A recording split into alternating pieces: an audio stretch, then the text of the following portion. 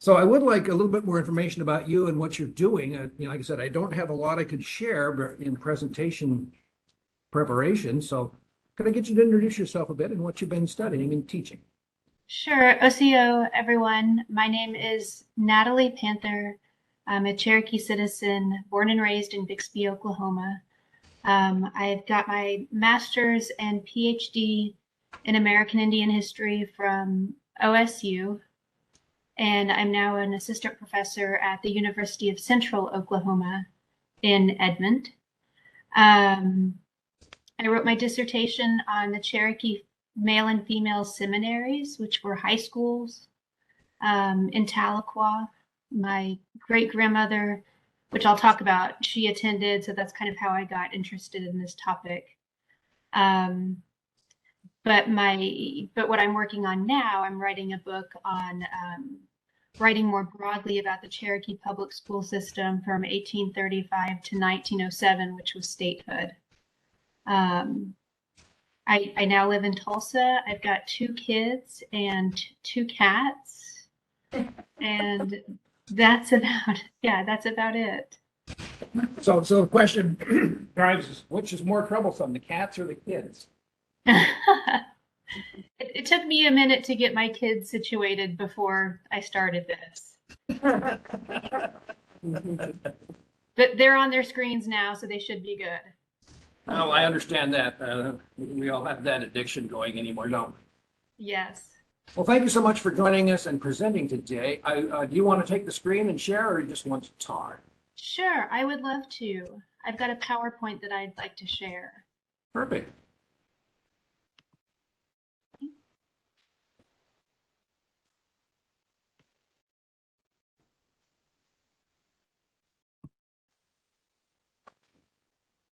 Okay, so the title of my talk today is To Make Us Independent, the Cherokee Seminaries and Tribal Sovereignty. In the years following forced removal, political leaders considered how to prevent future assaults on tribal sovereignty. Many leaders believed that strengthening our national institutions, including a common school system, orphan services, a courthouse, a national newspaper, and the creation of the male and female seminaries would protect the nation and its citizens. By offering Cherokee youth the best education possible, they could be on equal footing with white settlers and politicians. They would have the skills necessary to assert a more powerful position in negotiating nation to nation with the federal government. To many tribal leaders, the Cherokee public school system, including the male and female seminaries, was the best weapon in the ongoing battle for self-determination.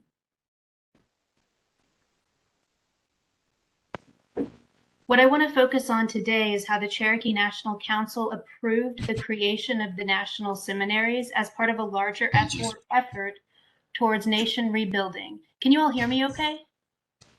Yes. Yeah. Okay. The Cherokee Nation emerged when tribal leaders forged a centralized form of government based on a constitution similar to that of the United States. They passed laws through a bicameral legislature, created judicial districts, along with mechanisms to govern these districts. They had a Supreme Court 10 years before the state of Georgia.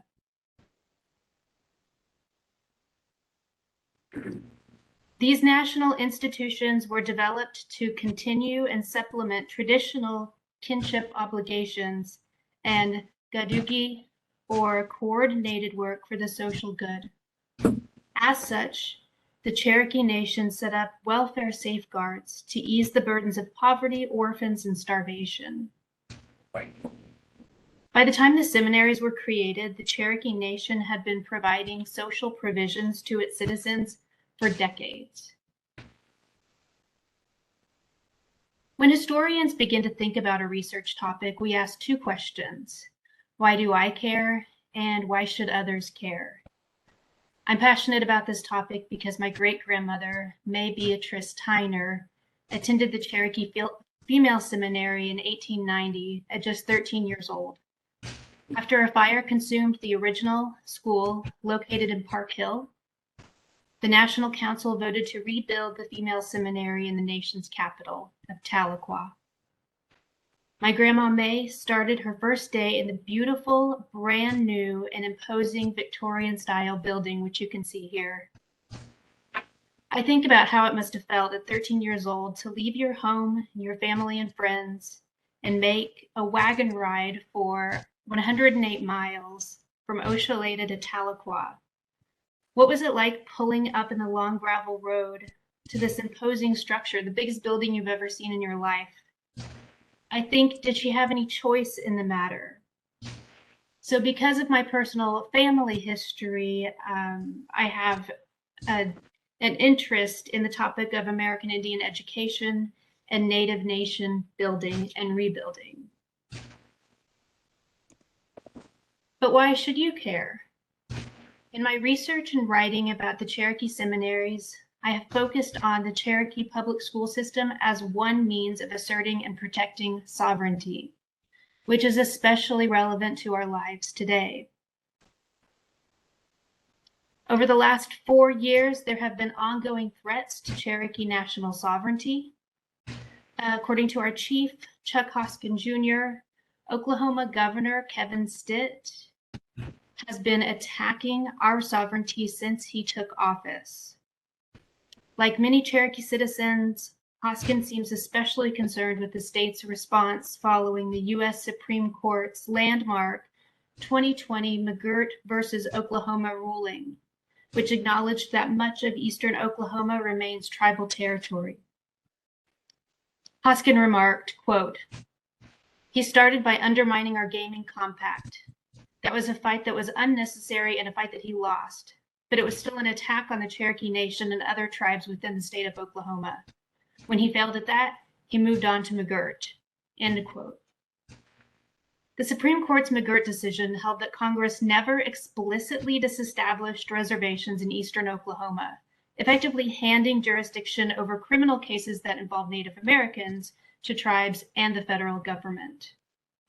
According to Crystal Echohawk, a member of the Pawnee Nation and president of the social justice organization Illuminative, the state's efforts are part of a larger push to eradicate tribal sovereignty in this country.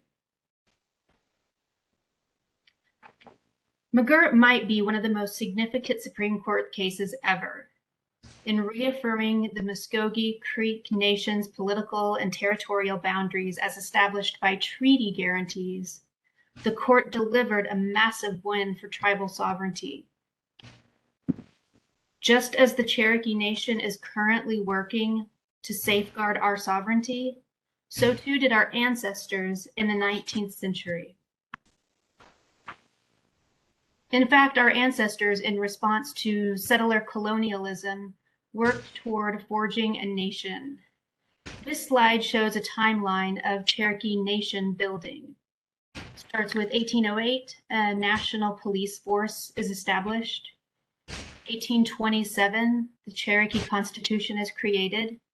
Cherokee wrote a constitution that provided for a bicameral legislature, the council and the committee, a chief executive, just the chief, and a judicial system. In 1828, Chief John Ross is elected principal chief of the Cherokee Nation. He holds this position until his death in 1866. In 1828, the Cherokee Phoenix began publication with columns in both Cherokee syllabary and in English. And in 1829, the Cherokee National Council added to the Constitution a law imposing the death penalty on anyone who sold land without the authority of the tribe, because a pillar of sovereignty is communal ownership of land. These national institutions were established to shore up resources and offer social protections to those defined as Cherokee citizens. Also, according to historian and Cherokee citizen Julie Reed, between the removal era all the way through to Oklahoma statehood, the Cherokee Nation created a hybrid system of social welfare. It merged key features of its traditional matrilineal social welfare system universally available to everyone based on clan and kinship, with a national system which offered social protections and provisions to those defined as Cherokee citizens.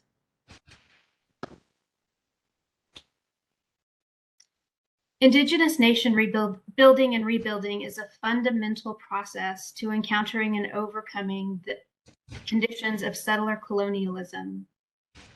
Between 1789 and the 1960s, federal Indian policy was simply the United States government devising different strategies to acquire tribal land. Settler colonialism included several direct attacks on Native people's free and unrestricted decision-making within the tribal community. Oh, what happened? Okay.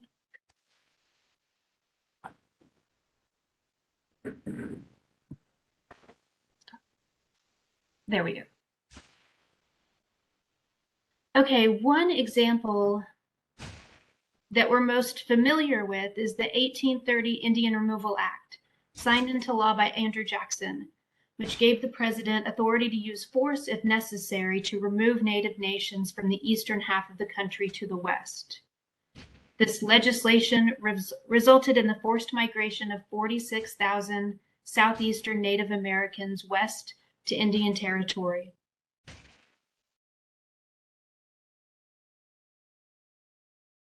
Shortly after forced removal and resettlement, in December 1841, Principal Chief John Ross approved the Public Education Act to establish the national school system.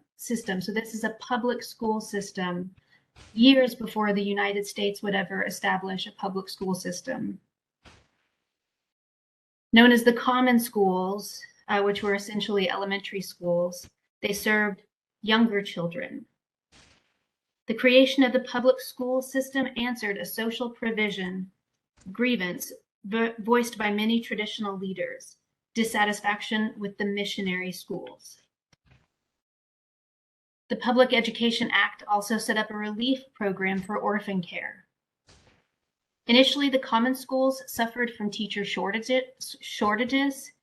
As a solution, in 1847, the nation allocated funds to build male and female seminaries modeled after top-tier schools for white children in the Northeast. The male and female seminaries opened in 1851, offered a high school curriculum and preparation for professional work or university training. The seminaries were appealing to many who believed that Cherokee people were better equipped to serve other Cherokee people. They were a vehicle to deliver competent Cherokee teachers. So the goals of the male seminary were to prepare Cherokee young men for a university education. And then the idea is that they would return to serve as political leaders, teachers, and doctors and businessmen in the Cherokee Nation. It's my assertion that a more pressing goal of the male and female seminaries was to raise a core of well-educated Cherokees who would continue the work of defending tribal sovereignty. The tribal leaders who created and maintained the seminaries realized that the fate of tribal sovereignty and survivance depended upon the professional acumen of future generations. John Ross stated this clearly in 1857 when he said, "The male and female seminaries are demonstrating beyond cavil the existence of mental powers in our midst, which only require development to make us self-improving and independent." He went on to say that Cherokee common schools were, quote, "generally taught by Native teachers who were educated at the high schools and who, while obtaining remunerative employment, are impelled to zeal and fidelity in this work by feelings of kindred association and of patriotic gratitude." And I've got that quote up there, and feelings of kindred association and patriotic gratitude, I want to highlight. I always look at the use of this term, of the term patriotic in this quote as evidence of ideas about nationalism and tribal sovereignty. And repaying the debt they owe in services harkens back to the traditional concept of gadugi and the hybrid system that merged key features of its traditional matrilineal social welfare system with this national system.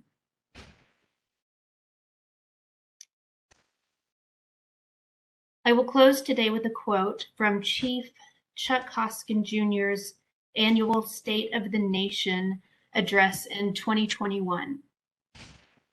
The sovereignty we seek today must be a complete sovereignty, one that serves all people and sustains us for the next 7 generations. Cherokee sovereignty must be a sovereignty that protects our elders. It must be a sovereignty that creates hope and opportunity for our children. It must be a sovereignty that builds up our communities from the grassroots, from healthcare to jobs to education to protecting our natural resources. Cherokee sovereignty must be one that leaves no one and no community behind. Thank you. That's all I have. Wonderful. Thank you so much, Natalie. Yeah. And we'll open the floor to questions for the people online first, and I'm sure we have a couple here as well. Okay, I'm going to figure out how to stop sharing this. Stop sharing. Okay. You have it. Are there any questions from those online? Where'd the name Panther come from? It's Cherokee. Uh, There are a couple of different panther families here in eastern Oklahoma. Our family is from the area of Bunch, Oklahoma. It's a small Cherokee town. I don't know if you've ever heard of it. no. Okay.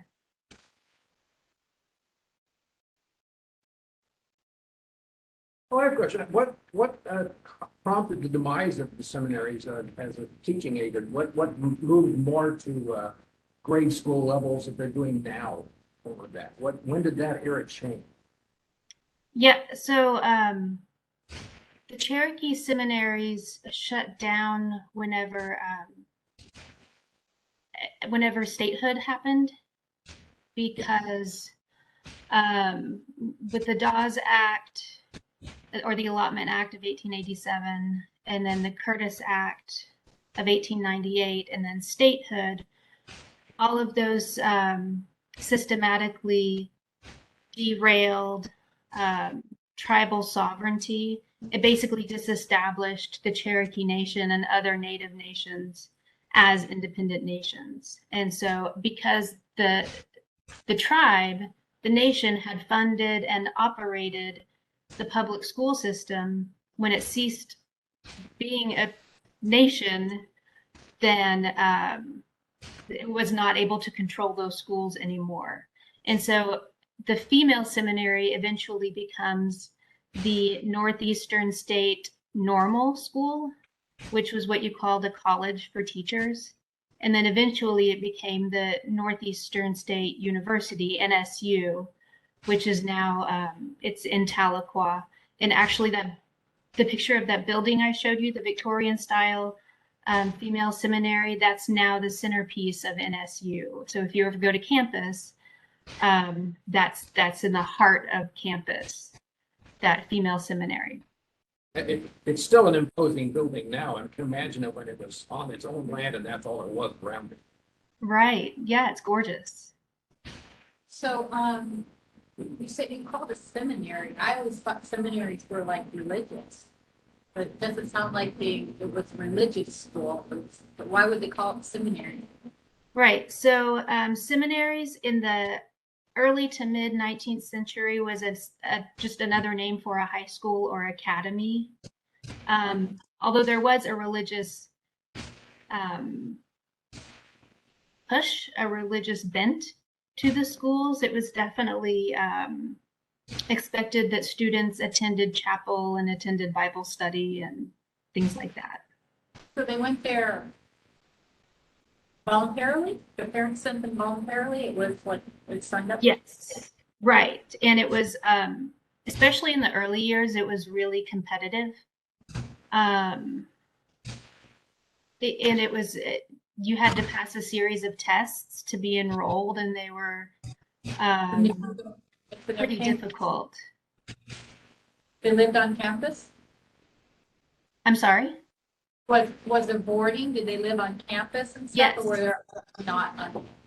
Well, yeah, the high schools were, they were boarding schools.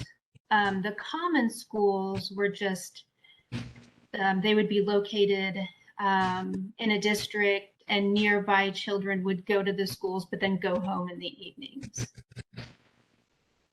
I watched a documentary on Carlisle boarding school, and how it sounds like this is much different than Carlisle, where they didn't have the language, they didn't, and they didn't train them to go to college. They trained them for like a trade.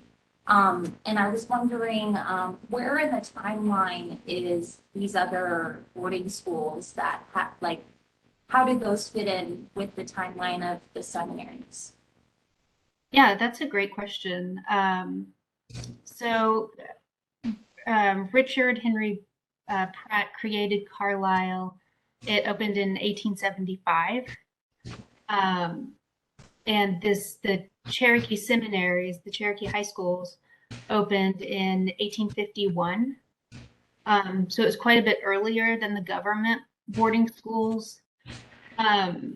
The other difference is that the government boarding schools were obviously owned and operated by the federal government for a very specific purpose, to assimilate Native Americans into the white dominant society, to effectively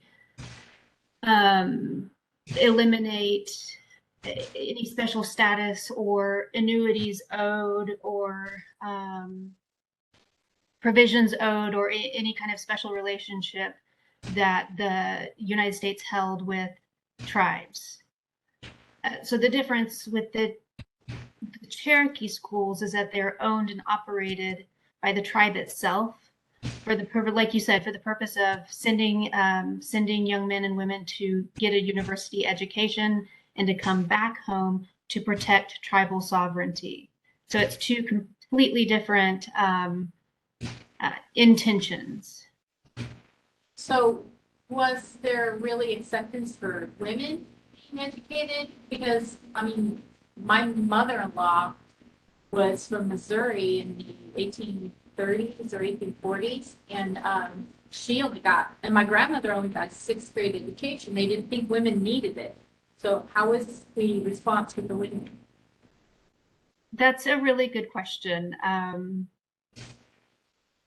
So the language on all of the catalogs and things like that, and the laws passed during that time, talk about how the Cherokee Nation needed educated women to serve as teachers and to serve as wives of the educated Cherokee men.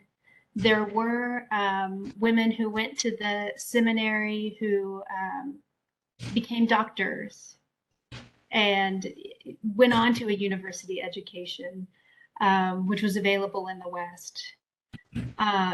So it was actually pretty remarkable in that it afforded a higher education to women at a time when that was not available to women in the rest of the country.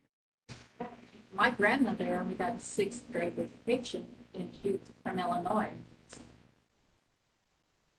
Yeah. Remarkable. Hi, this is Mary. Would you tell us about your new work on your book on the boarding school after the seminary? Okay, so I focused on the male and female. Well, really, I focused on the male seminary.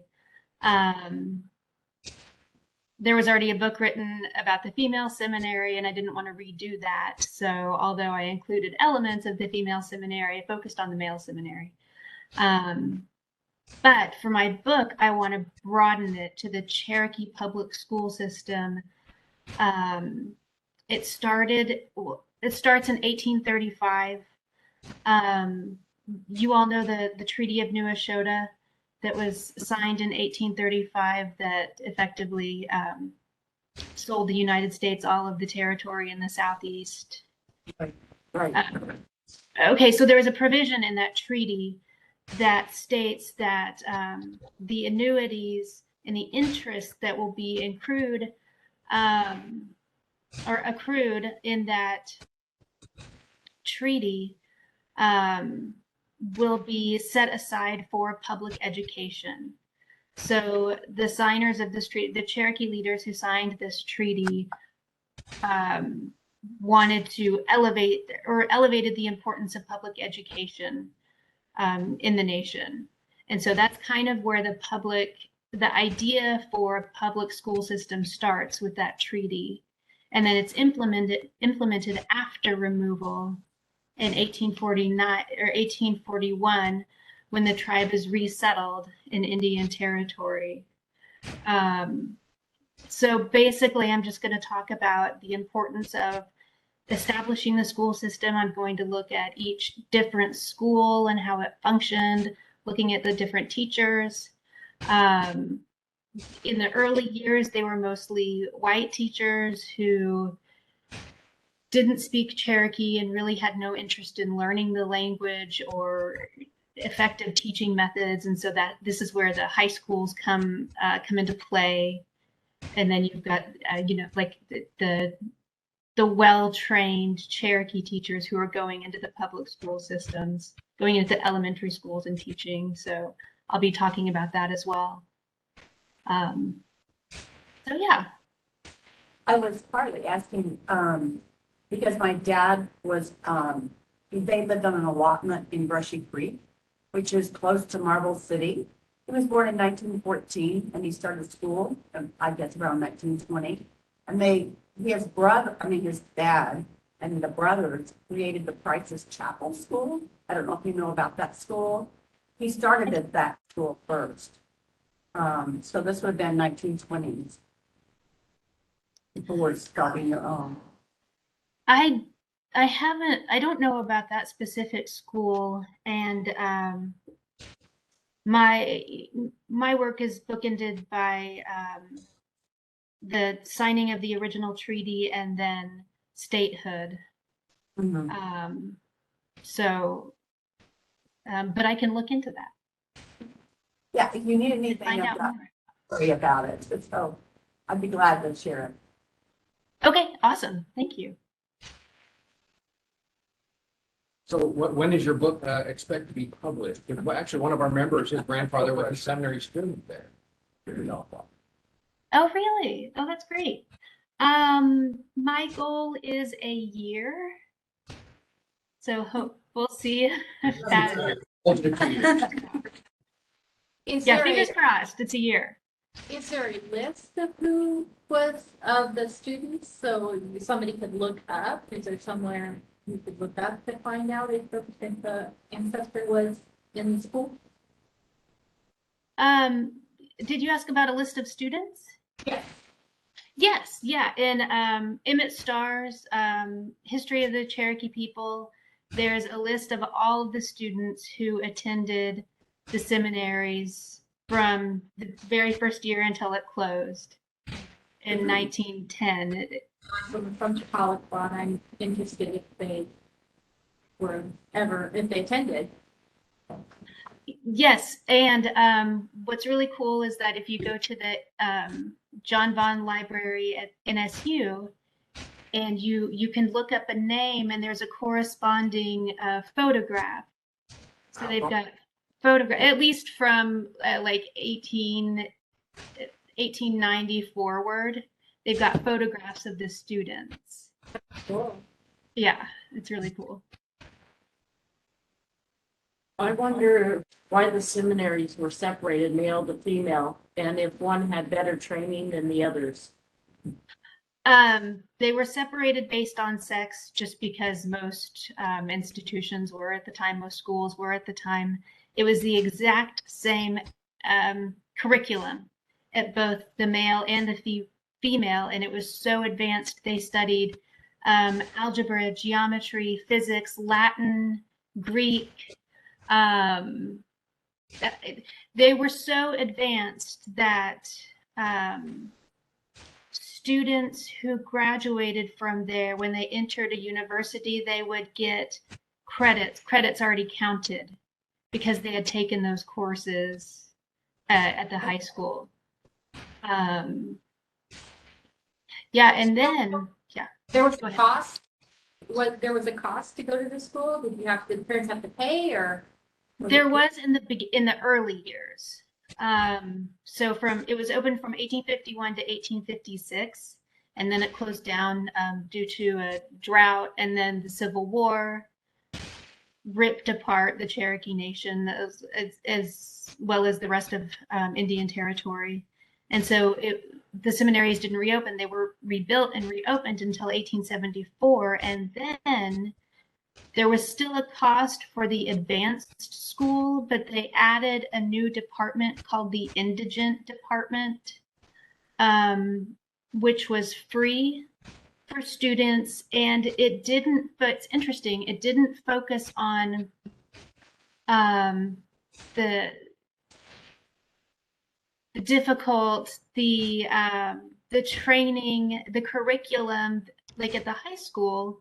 It was more of a labor school, manual labor school that opened after the end of the Civil War for younger students.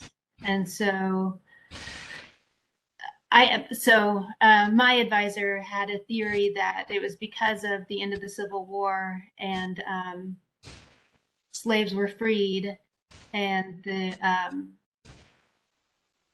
there was a lack of labor.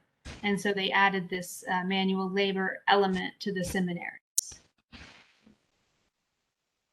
But for that, it was free.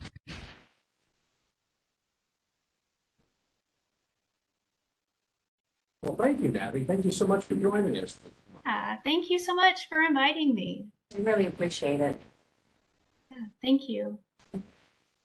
I'd offer you a drink and cookies and all that fun stuff, but you're not here, so we'll have to do it when we're down south next time. Okay, sounds good. Okay, do I just leave now? Well, you can stay and on and visit if you'd like, or you can do it too. We'll let you do it if you wish. All right. Thank you all so much. Thank you. Thank you so much for doing this. Thank you so much. Thank you.